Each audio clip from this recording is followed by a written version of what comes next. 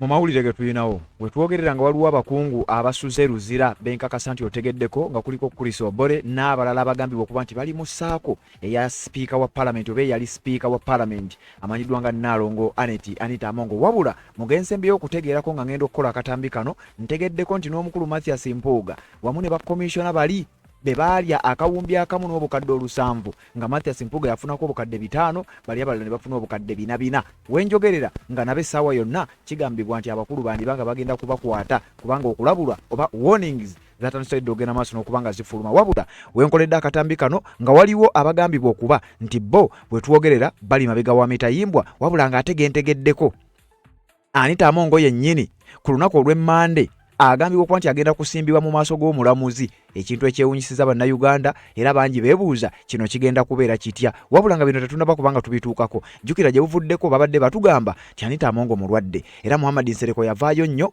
najja n'ategeeza nti Anita Amongo mulwadde wabula zibadde teziri busa ate ne tumulabako ng'ayina abamu ku bantu abava etteeso ba elders okuva etteeso abagenze wuwe ne bagenda maaso n'okubanga bamusisinkana. Kati we twogerera akabinja ke konna kagambibwa okuba nti kazingiddwako kuliko Chris Obore n'abalala era nga bo wenjogerera nga basuze mabega wa mitayimbwa basuze luzira eyo gye babadde basindika abaana b'abantu gye babadde basindika abantu ab'enjawulo era ebbanga lyonna obadde ng'owulira naddala Chris Obore y'abadde asinga okuwolereza n'okulaga nti Anita Amongo nantakwatwako nti era ye ali untouchable.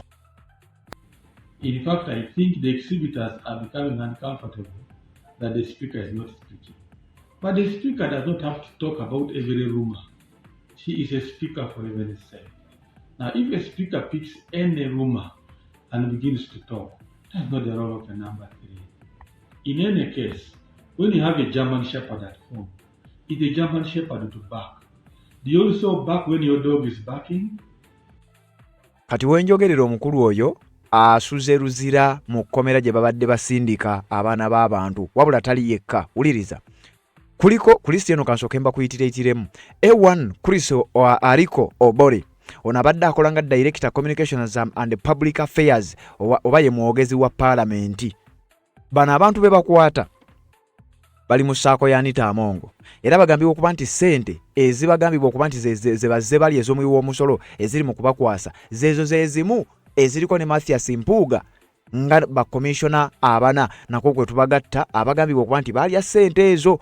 Mujjukira saga ezo zagenda maaso n'okubanga zibunya abantu zagenda maaso n'okubanga zibabunya obufofofo.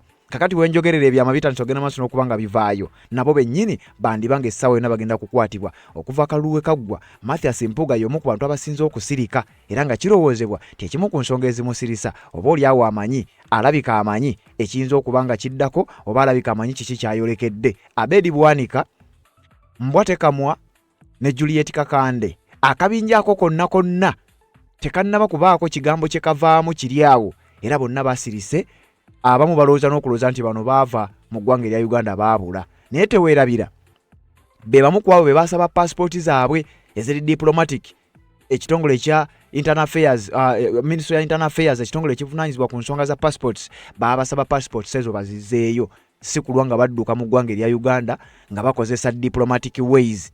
Kakati wenjogerera nga tebannaba kubaako kye banyega kubigenda maaso mu ggwanga erya Uganda bali mu kubanga essaawa yonna bateekebwateeka okuba bagenda gattibwa ku lisiti ey'abaana abakwatiddwa. Benjagala ogenda maaso n'okubanga nkusomera otegeere bano wenjogerera nkugambye basuze luzira era bayambadde dda ebitishaati ebya yero bye babadde bambaza abaana b'abantu bano nga bo bamanyi nti bo tebakwatibwako era tebajja kusobola kgenda maaso nakubanga bafeesinga embeera y'emu gye babadde bateekamu abaana b'abantu. Kati waliwo n'ekiwandiiko ekinyonyo obulungi bano be baani. Wuliriza.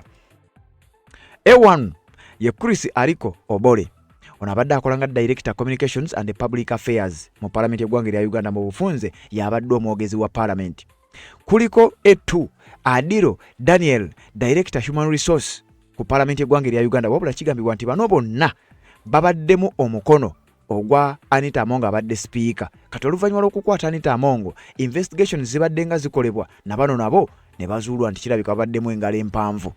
Kuliko F3 ye Okema Leonard ngenda kuwa akatambi awo ono abadde akola nga executive secretary mu office ya speaker oba office ya Anita Amongo. mukadde kana abamu tebakyali mu office eyo kubanga kati mulimu speaker omupya.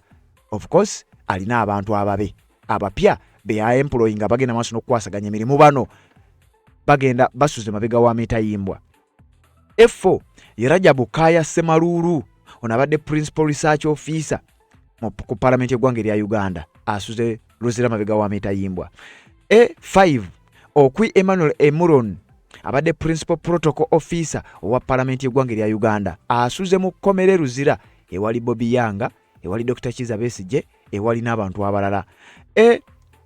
A6 kuliko Itute Stella personal assistant mu parliament y'eggwanga erya Uganda asuze Luzira ewali Olivia Lutaya n'abalala. A7 ye Otebata Vincent capacity development officer parliament y'eggwanga erya Uganda naye asuze Luzira. Murebe Methods abadde chief executive officer wa Uganda Parliamentary Cooperative Savings and Credit Society Limited abadde chief executive officer wa CEO wa SACCO eya parliament naye wenjogerera asuze Luzira ewali ba foot soldiers oba political prisoners ab'ekibiina kya National Unity Platform ababadde nga balajana nti bannange temututwala Luzira bana abakulu nga bagamba nti muyina okugenda Luzira wabula wenjogerera nabo bennyini basuzeeyo era bagenda maaso n'okubanga basaavinga ekibonerezo ekyokukwata okuwanvuya omukono n'engalo empanvu ne bakwata ku ssente z'omuwi w'omusolo nga beekobanye n'Anita Amongo abadde speaker wa parliament kati saako ya Anita Amongo yonna egambibwa okuba nti keekadde eyinza okuba nga egenda kuzingibwako naye ate mugentegedde nti Anita Amongo yennyini ku lunaku olw'Emmande yandiba nga agenda kulabikako mu kaguli mu kkooti ng'agenda maaso n'okubitebya ebyokuba nti yalya ssente z'omuwi w'omusolo kati kitegeeza Anita Amongo olunaava mu kkooti possibility y'amaanyi nnyo okubeera ng'agenda kutuukira mabega wa Mitayimbwa Luzira ewasuze bano katumale okujjawo akalango nkuwa ebyampuuga kugambye n'empuuga naye amameeme gatandise dde okumukuba si birungi kuba essaawa yonna yandigendako emabega w'Emitayimbwa. Nsonga z'obufumbo olina omwami naye ng'akutawaanya olina omukyala ng'akutawaanya bajja ne bakwagalako ne bagenda gwe alina ebizibu mu byenfuna nga ssente zikuyita mu ngalo w'oteeka ssente zifa bufi b'owola tebazza gwe aloota ng'ogwa mu nnyanja gwe alumizibwa omutwe nga guganja okuwona naawe aloota ng'ebintu bikozesa ensonga z'obufumbo nina ekifo ku mugga awali amayinja wennyambulirako ebisiraani ekigwa ekifiiriza omudibo obutaganja obutaweebwa nzijanjaba abantu ab'enzikiriza zonna nsiŋŋaanibwa njeru ku lw'ejjinja gwanjagala kuba ku nnamba yange eyo naawe aliye wale nnyo yita ku WhatsApp. Nga bulijjo weebale kubanga okyagoberera omukutu ogwa Red Zone TV aba Red Zone Uganda atanaba kubanga osubscribinga kikole kirira wansi awo olaba ekigambo subscribe kikwateko kwata kadeka notification kakuyamba okubeera omu ku abo abasooka okumanya buli we tuba tutaddeyo kubanga ffe twewaayo buli nsonga yonna ogenda maaso n'okubanga tugikutuusaako ezo zaalabiddwako era akaseera akakazigizigi ne koolekera abakulu okuli Mathias Mpuuga okuli ba Chris Obore n'abalala nga bwe mbakugambye wabula mpuliriza bulungi abamu nga ba Mathias Mpuuga bo tebannakwatibwa wabula nkugambye bwe mbadde nkola akatambi kano bawe nkakoledde mbadde nakafuna information nti Mathias Mpuuga ku listi yandibanga erinnya lye nalyo teriri wala n'amannya gaabo agagambibwa okuba nti essaawa yonna gandibanga gagenda kutwekebwako obunnyogoga.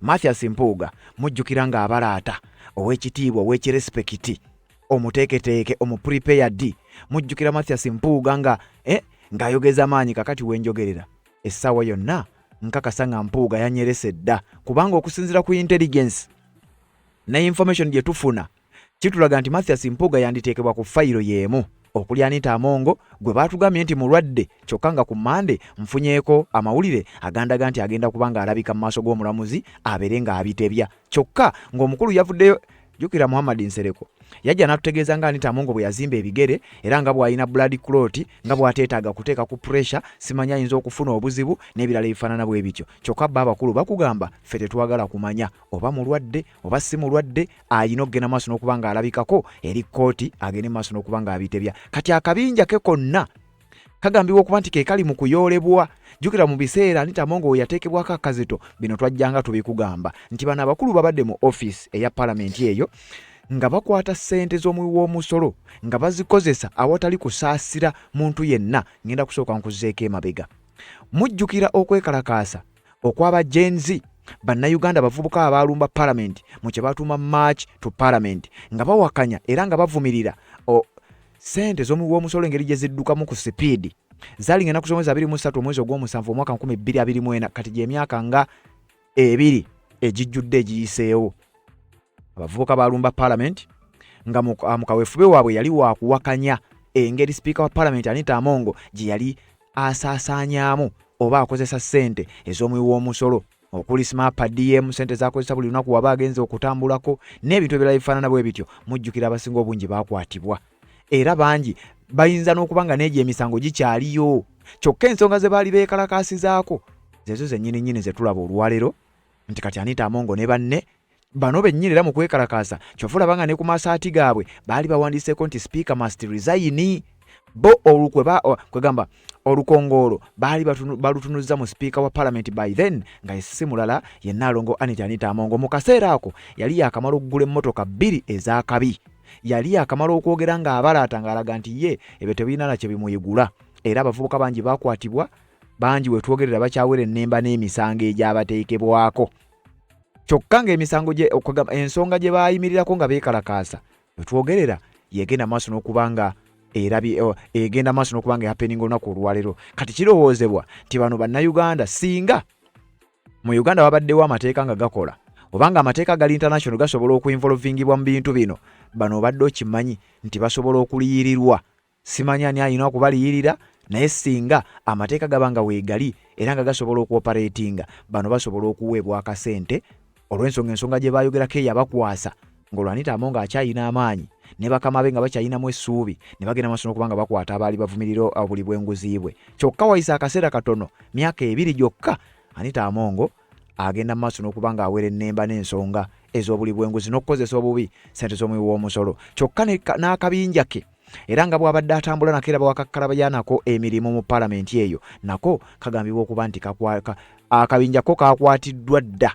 Era wenjogerera bano bagenze dde mabega w'emitayimbwa babakyaginze mu kooti ng'ensonga ze babakyajinga kwe kugenda maaso n'okuba nga bakozesa bubi ssente ez'omuwi w'omusolo. Njagala okutegeeza gwampuliriza nti kati keekadde abakulu bano bagende maaso n'okuba nga basasulira ebyo bye batuusamu bannayuganda. Bagamba they have been charged before court with embezzlement of public funds. Kyokka nga y'ensonga y'emu bannayuganda gye baayimirirako. Kakati wenjogerera babakyaginze kukozesa bubi ssente za muwi wa musolo. Count 1 is for A1 of embezzlement contrary to section 18. The particulars are that you, Chris Ariko Obore, during the period of 2020 May 2026 in Parliament of Uganda, while employed as a Director Communications and Public at Parliament of Uganda, stole 5,253,100,000 shillings only, property of your employer, to which you had access by virtue of your employment. Count 2 is for 2. Embezzlement. The particulars are that Adilo Daniel, during the period of 2023 to May 2026 in Parliament of Uganda, while employed as Director Human Resource, Parliament of Uganda, stole 14,608,613,150 shillings, to which you had access by virtue of your employment. Country of embezzlement in respect of Okema Leonard. The particulars are that during the period of 2023 to May 2026 in Parliament of Uganda, while employed as Executive Secretary, Office of the Speaker of Parliament of Uganda, stole 3,489,400,000 shillings, the property of your employer, to which you had access by virtue of your employment. Count 4 of embezzlement, contrary to Section 18 of the Anti-Corruption Act, in respect of Rajab Kaya Semalulu, is that during the period of 2023 to May 2026 in Parliament of Uganda, while employed as Principal Research Officer, stole 2,170,108,000, the property of your employer, to which you had access by virtue of your employment. Count 5 of embezzlement, contrary to Section 18 of the Anti-Corruption Act. The particulars are that Okwi Emmanuel Emron, during the period of 2023 to May 2026, in Parliament of Uganda, while employed as the Principal Protocol Officer, stole 1,105,000,000, the property of your employer, to which you had access by virtue of your employment. Count 6 is in respect of Essex, who is not here.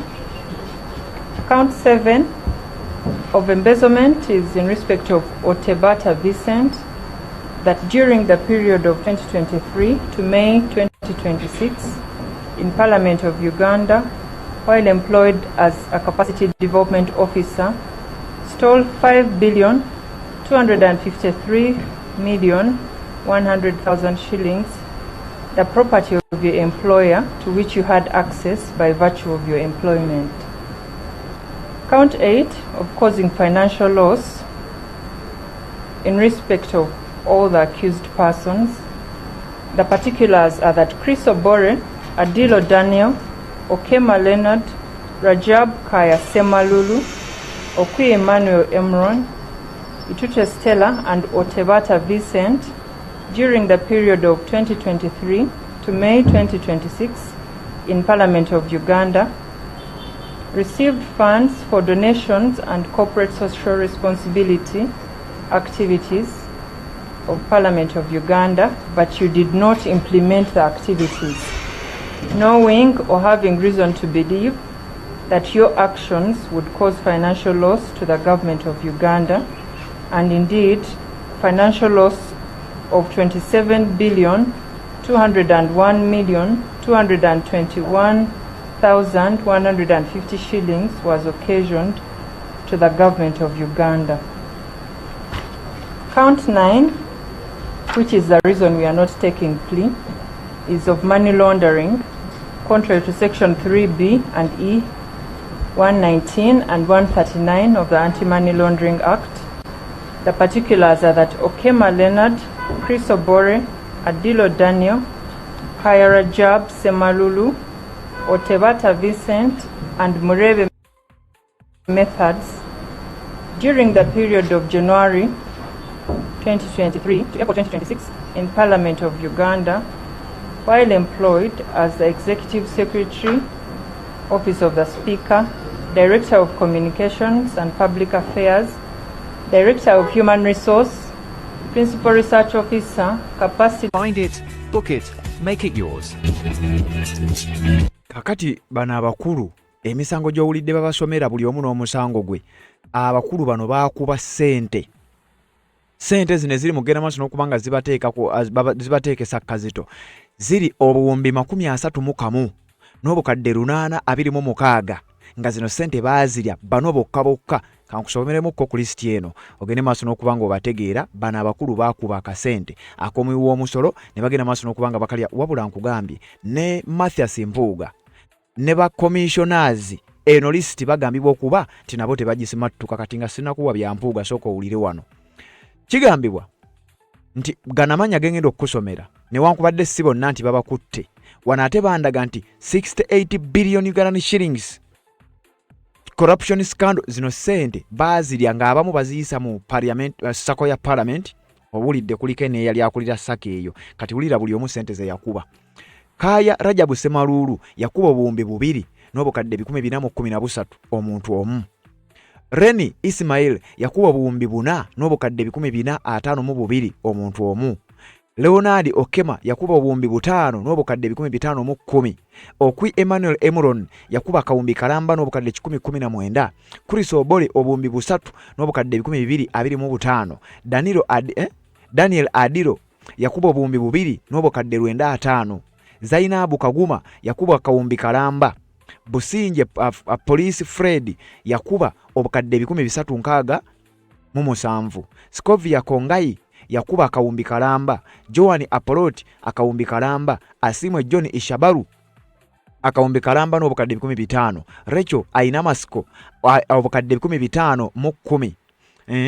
ono bamuyise Mitimbo Gonzaga yakuba obukadde 405, Vincent Otebata yakuba obukadde 500, Esther Apio obukadde 500, Muzamil Monda obukadde 620, Esther Afoyochani omujjukira Esther Afoyochani yo yali ku listi y'abali yakuba obukadde 400, Giant Amit obukadde 60, Mole Ozere obukadde 5, Kiza Charles Rwanga obukadde 439, Emmanuel Ojirongo obukadde 35, Joanne Anet Piroya obukadde 14, Nonemu akawumbi kalamba Parliamentary Commission Operations obuwumbi 38 nga guze sente ezigambye okuba nti bana bakulu bazikuba nezigatta kweze zimanyiddwa nezikola obuwumbi obuliyo mu 68. Kakati owuliddemu Esther Afoyochani nga ku listi ena afulumiddeko kyokka nga gye buvuddeko y'omu ku babadde bawolereza era baavayo ne bategeeza nti bannayuganda boogeza ebigambo bye batayinaako nsa. Kati wuliriza nakugambye Mathias Mpuuga eno listi tagiwona. Wulira wano, former leader of opposition, former member of parliament Nyendo Mukungwe, former NUP deputy president Buganda Mathias Mpuuga Nsamba and former speaker Anita Amongo are at the center of a major parliamentary corruption scandal involving illicit enrichment, money laundering, and a controversial internally approved service awards shared among parliamentary commissioners. Ako kategedde atera okajjukiranga nti Mathias Mpuuga ne ba commissioner abana nabo list eno bagambye okuba nti bagenda kugisimatuka kubanga bano batugambye nti bano bagenda maaso n'okubanga bateekebwako akazito olwa parliamentary commission service award. Essente ezo ze beegabira Mathias Mpuuga yafuna obukadde 5, Prose Akampulira yafuna obukadde 4, Esther Afoyochani yafuna obukadde 4. Oyo y'omuwuliddeko ne ku listi eri gye nsoso okuwa.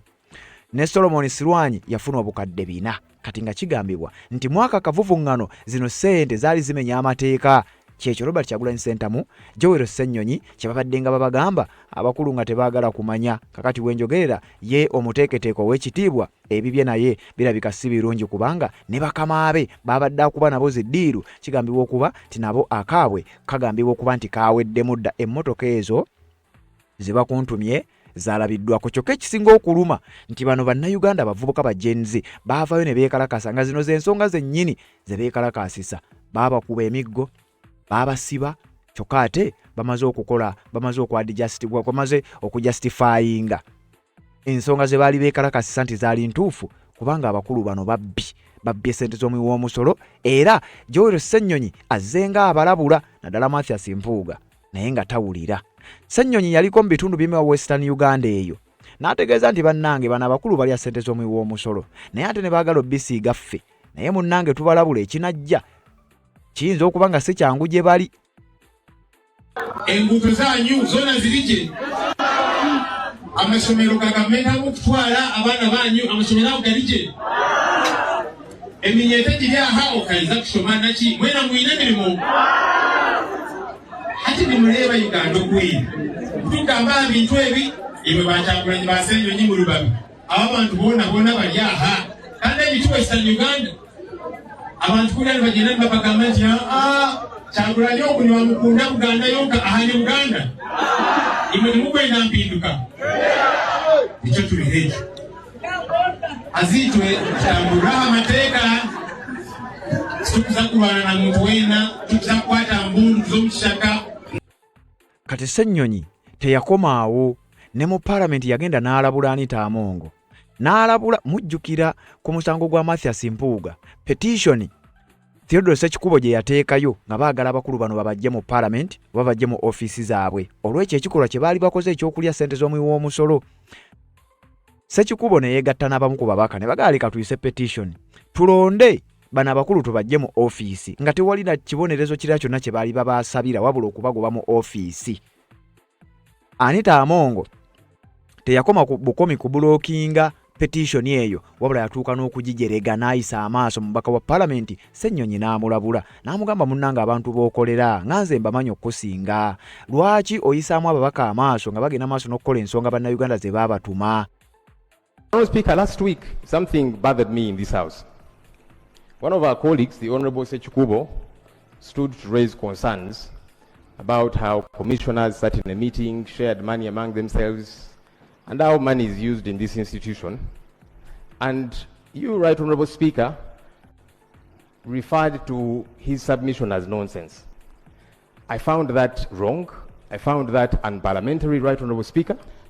And with due respect, I would like to urge you whereas you found it to wrong, apologize and withdraw that statement, Right Honourable whereas you Speaker. found it wrong, whereas you found it wrong, there is something that is pending that is supposed to be that should be answered first, where Honourable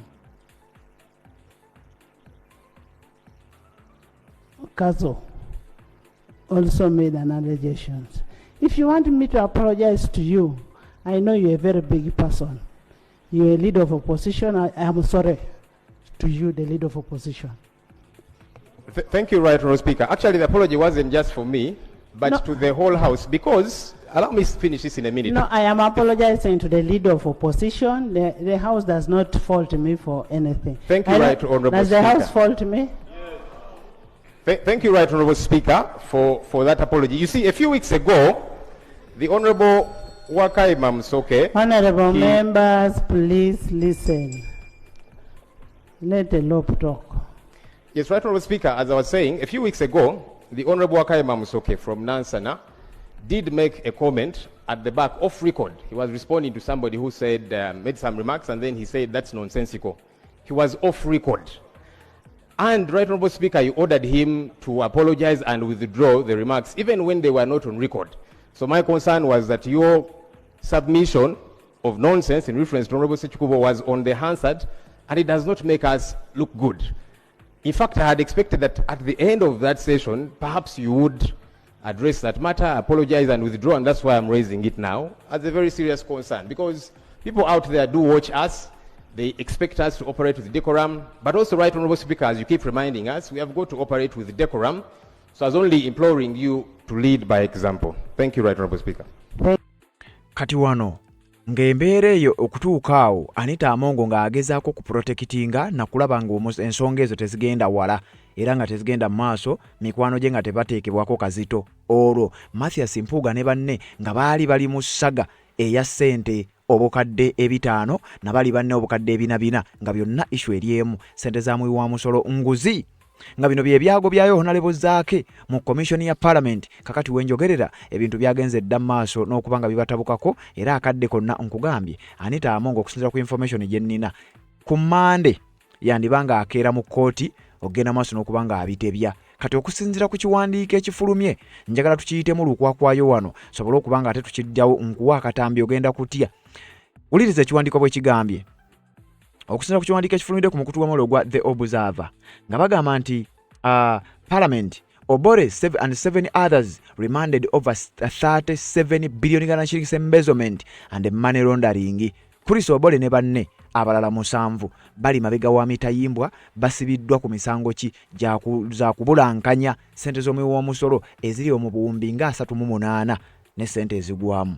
Parliament's Director of Communications and Public Affairs Chris Obore Ariko has been remanded to Luzira prison until July 7th after being charged with a string of corruption-related offences including embezzlement, money laundering and causing financial loss involving more than 37 billion Ghana shillings. Ono ne banne bateekeddwa emabega w'emitayimbwa era basuze Luzira gye babadde nga basindika abaana b'abantu ng'era ekibatwazaayo era ekibasuzaayo kuddira ssente z'omuwi w'omusolo ne bagenda maaso n'okubanga baziteeka mu byabwe, bagenda maaso n'okubanga bazezza n'okukola kye bayita money laundering.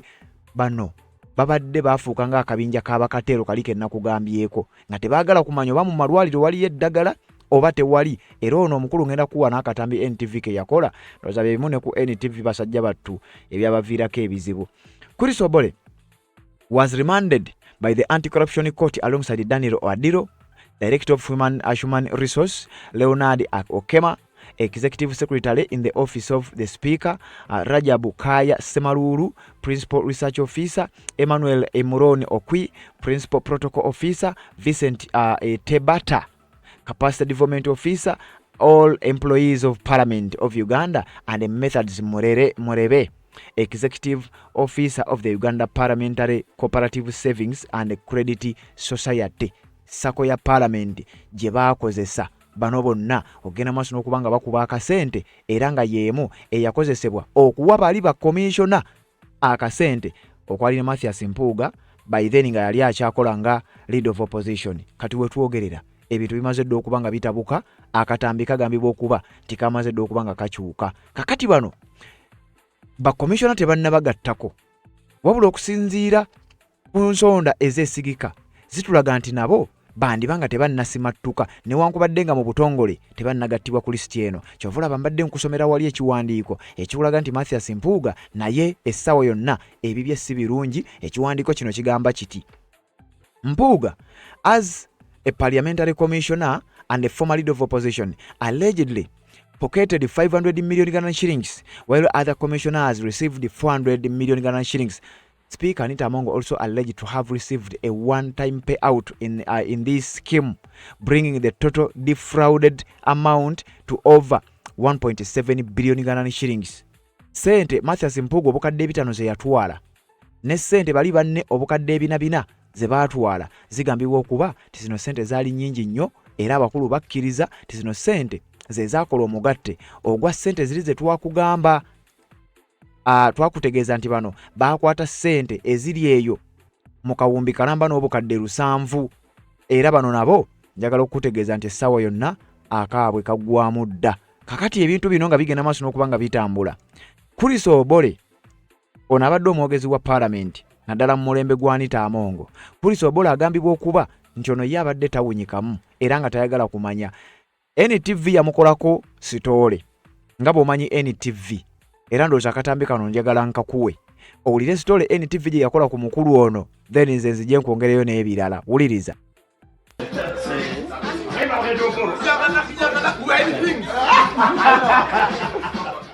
Emyaka 5 emabega Anita Amongo ng'amaze okulya obwa sipiika omu ku basinga okubibya ng'alinga yalidde ekifo ekyo yali Chris Obole. Ono yagunjawo n'enjogera ennaku zino egamba nti tuli mu kintu.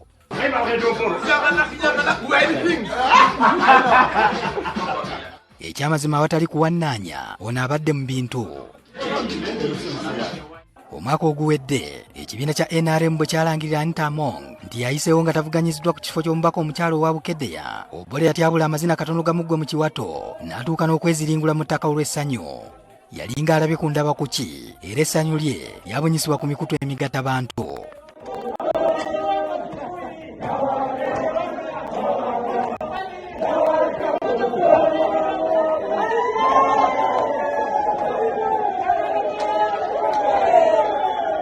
Wabula ebyobufuzi biringa kibuyaga akunta abulawo mu kaseera obuseera ne weebuuza gy'akutte nga tolabayo.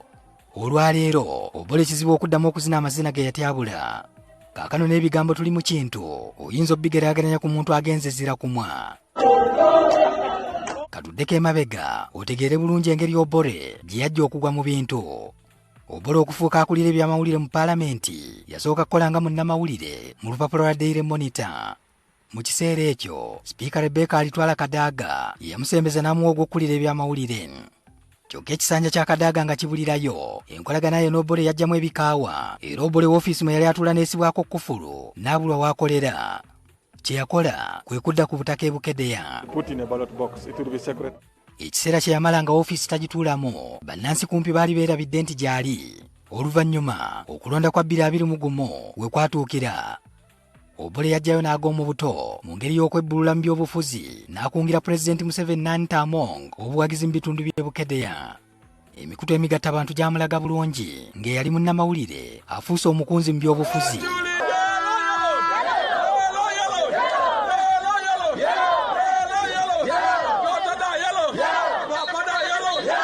Omukisa nga bwe gutajja lumu bannabyabufuzi bonna be yakungira obuwagizi baawangula.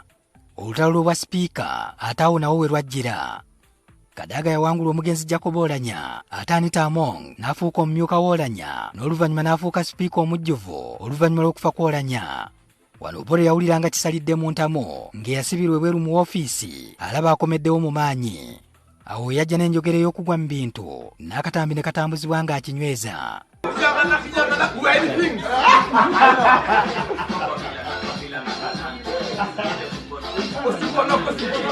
Kyaddaaki ekifo kye eky'okkulira ebyamawulire mu paalamenti yakyeddiza nga taliiko agamba. Kyokka era ekibimba kimala ne kikka, ebintu biddamu okumwonoonekera nate. Mu nvuyo gy'enguzi n'okufuna obugagga obutaliiko bulambulukufu ebinoonyerezebwako mu paalamenti nga byetoololera ku sipiika Anita Among n'erinnya ly'Obore lizze livugira ku mwanjo mu abo abasaanye okunoonyerezebwako ku by'obugagga bye bafunye mu paalamenti y'e11.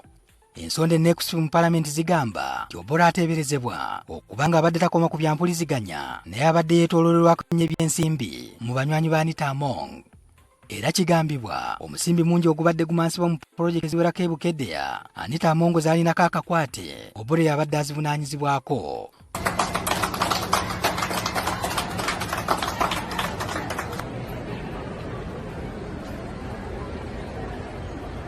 Obore era agambibwa okuba nti abadde alina obuyinza obuwerako mu paalamenti nga n'ensako gy'afuna ekubisa mu eyo efunibwa ababaka abali ku bukiiko bwa paalamenti. Tinga n'okubaako n'emirimu n'obuvunaanyizibwa bw'otuukako mu paalamenti ng'olina kuyita mu woofiisi ye. I mean, if somebody can have up to 4 billion shillings sent to their account in 2 days,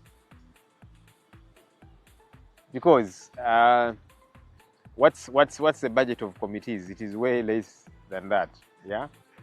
So no wonder, yes, he had some preferential treatment, and that's why he was fighting personal battles.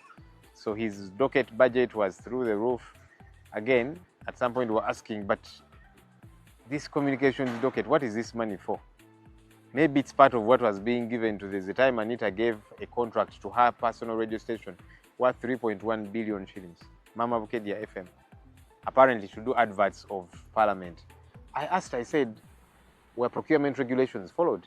Did other radios and media houses bid so that we get to see which is the most qualified, which has the widest coverage and that kind of thing? So he was really an enabler of Anita Among's dealings. No wonder his docket budget was big. No one would ask questions and so on. Mu njogera ennyangu omulimu gw'ebyempuliziganya mu paalamenti yagusussa n'atandika okuwuliziganya n'ensimbi mu ngeri y'ekyama. Kyokka mu kiseera kino omusajja abadde ayogeza eryanyi Chris Obore kaakano takyavaamu ddoboozi. Tugezezaako okumuwuliza ku nsonga zino ng'amasimu gaagamanyiddwa gonna tegaliiko nga ne gyali tewamanyiddwa. The telephone number you have called is not available at the moment. Please try again later. Abadde ali mu kintu alabika ng'eyavudde mu bintu.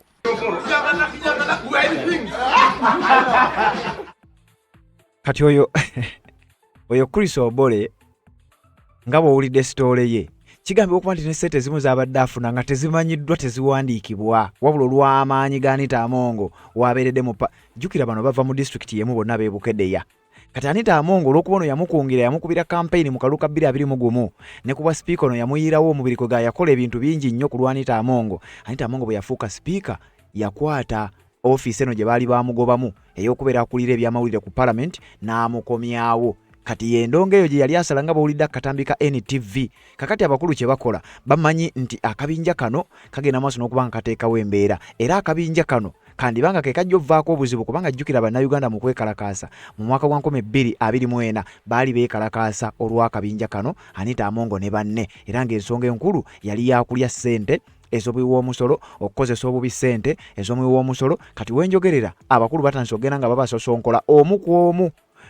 Mujjukira omukulu oyo omukulu abasinga obungi mumumanyi bamuyita Joseph Sabiti.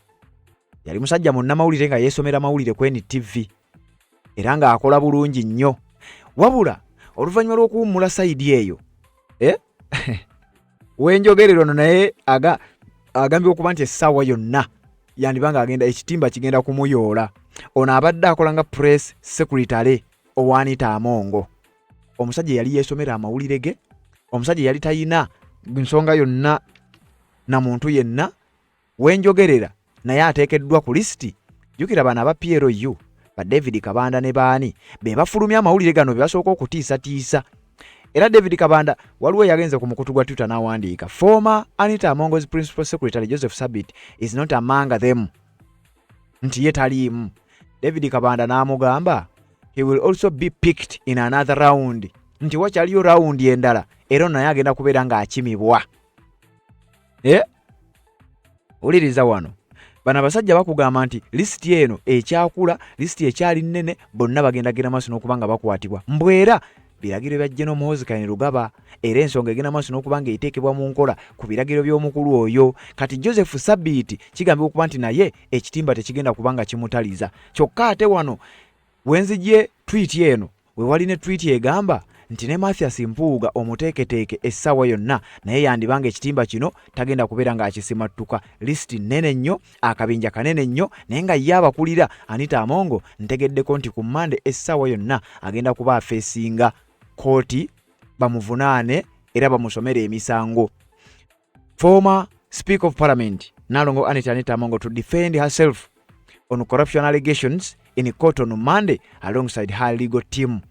Legal team ya Anita Amongo bagenda kusisinkana ku kooti ku lunaku olw'Emmande bagende maaso n'okubanga babitebya era bana abalala bakwatiddwa waliwo possibility okubeera nga nabo bandireetebwa mu kooti y'emu kwegamba ne bagasimbagana eyabasuula mu ntata nabo bennyini be basuula mu bizibu n'abagezaako okulaba nga babawolereza n'abo abagambibwa okuba tibe bali mu kuvuga ensonga eno y'okulaba nga bano basibwa. Era mu makomera w'enjogerera ekiri eruzira kigambibwa nti bannayuganda naddala ababadde bamanyiira eruzira bagamba kakati naffe tuli mu bintu kubanga tulina abanene abajja mu kkomera eno batandise okubanga bajja ne vibe.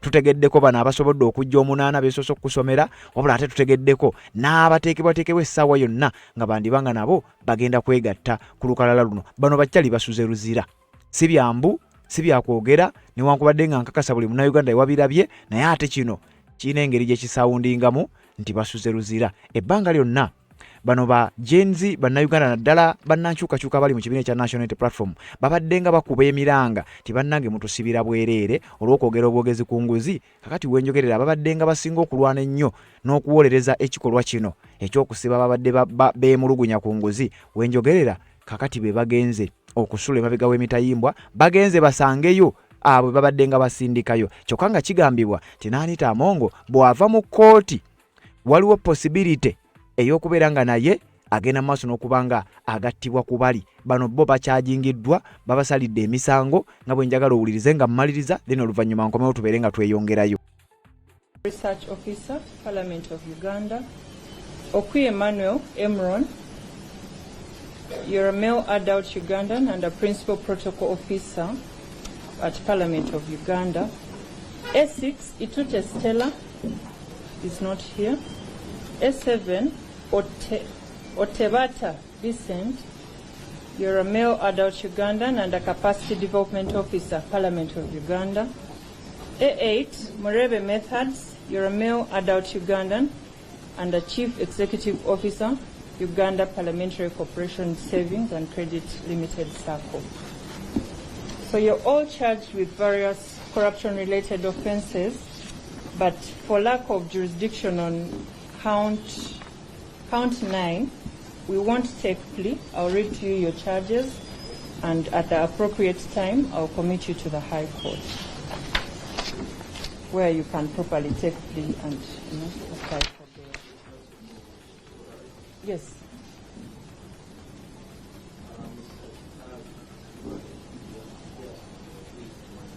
For A3, not A3. I have him here for A3 with Okwi. He's for? Or for Okwi? Okay.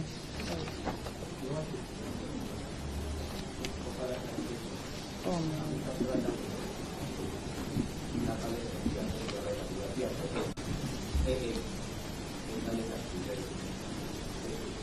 Okay. Let me take your details again. Sarah de Anzo. Yes. Nakarudi. You're for A8, not A7.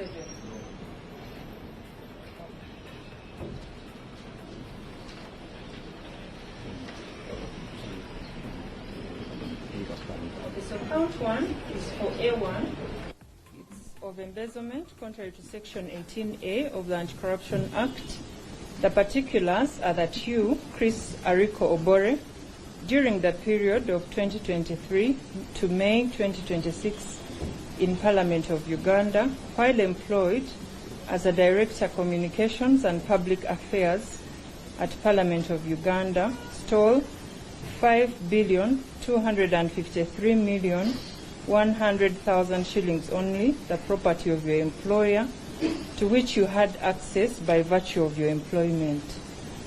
And count 2 is for A2, embezzlement. The particulars are that Adilo Daniel, during the period of 2023 to May 2026 in Parliament of Uganda, while employed as Director Human Resource, Parliament of Uganda, stole 14,608,613,150 shillings, to which you had access by virtue of your employment. Count 3 of embezzlement in respect of Okema Leonard. The particulars are that during the period of 2023 to May 2026 in Parliament of Uganda, while employed as Executive Secretary, Office of the Speaker of Parliament of Uganda, stole 3,489,400,000 shillings, the property of your employer, to which you had access by virtue of your employment. Count 4 of embezzlement, contrary to Section 18 of the Anti-Corruption Act, in respect of Rajab Kaya Semalulu, is that during the period of 2023 to May 2026 in Parliament of Uganda, while employed as Principal Research Officer, stole 2,170,108,000, the property of your employer, to which you had access by virtue of your employment. Count 5 of embezzlement, contrary to Section 18 of the Anti-Corruption Act. The particulars are that Okwi Emmanuel Emron, during the period of 2023 to May 2026 in Parliament of Uganda, while employed as the Principal Protocol Officer, stole 1,105,000,000, the property of your employer, to which you had access by virtue of your employment. Count 6 is in respect of Essex, who is not here. Count 7 of embezzlement is in respect of Otebata Vincent, that during the period of 2023 to May 2026 in Parliament of Uganda, while employed as a Capacity Development Officer, stole 5,253,100,000 shillings, the property of your employer, to which you had access by virtue of your employment. Count 8 of causing financial loss in respect of all the accused persons.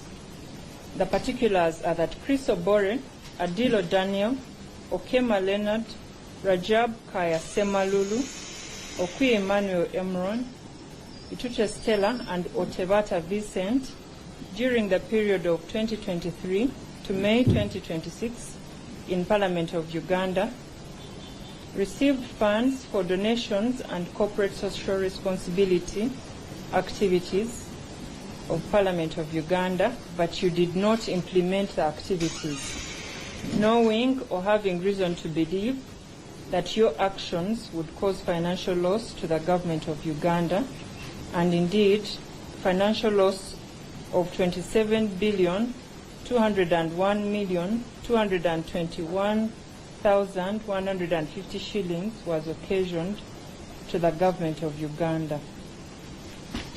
Count 9, which is the reason we are not taking plea, is of money laundering, contrary to Section 3B and E, 119 and 139 of the Anti-Money Laundering Act. The particulars are that Okema Leonard, Chris Obore, Adilo Daniel, Kaya Rajab Semalulu, Otebata Vincent, and Murebe Methods, during the period of January 2023 to April 2026 in Parliament of Uganda, while employed as the Executive Secretary, Office of the Speaker, Director of Communications and Public Affairs, Director of Human Resource, Principal Research Officer, Capacity Development Officer, all of Parliament of Uganda, and the Chief Executive Officer, Parliamentary Circle, you processed, approved, and received 10,893,071,150 shillings, knowing at the time of processing and receipt that the said funds were proceeds of crime. So those are the charges. We will not take plea, like I've said, due to lack of jurisdiction on count 9.